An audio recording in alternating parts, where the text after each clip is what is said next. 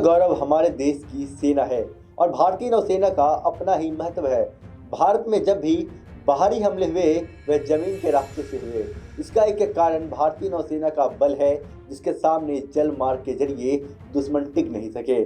1965 में भारत पर कई हमले किए गए और इसका जवाब में भारत ने 1971 में ऑपरेशन ट्राइडेंट के द्वारा पाकिस्तान की बंदरगाह को पूरी तरह से तबाह कर डाला। वैसे भारत की समुद्री सीमा बहुत विशाल है और इस विशाल जल क्षेत्र की सुरक्षा के लिए भारतीय नौसेना अडिग खड़ी हुई है। नौसेना की इसी महत्व और उपलब्धियों को सलाम करने के लिए हर साल 4 दिसंबर को भारतीय नौसेना दिवस मनाया जाता है। तो आइए जानते हैं कि आखिर क्या है ऑपरेशन ट्राइडेंट और भारत के द्वारा कैसे सर्जिकल स्ट्राइक को अंजाम दिया गया। नमस्कार, मैं राकेश कुमार और आप देख रहे हैं punjabkeसरी.com।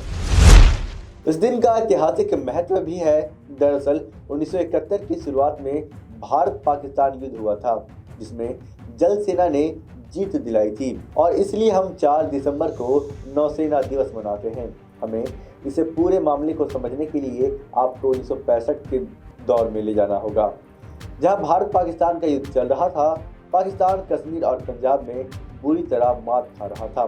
तभी पाकिस्तान की नेवी अपने युद्धपोत PNS खैबर से गुजरात के द्वारका में मिसाइल दागती है, जहां पाकिस्तान का टारगेट द्वारका में लगा रडार और लाइट हाउस था।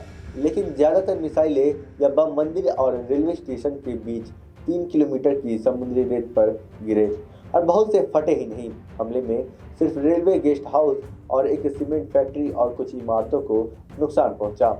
इसके बाद इंडियन नेवी उस वक्त पाकिस्तान के हमले का जवाब देना चाहती थी, लेकिन सरकार ने रणनीतिक वजहों से उस वक्त नेवी को डिफेंसिव मोड में रहने को कहा।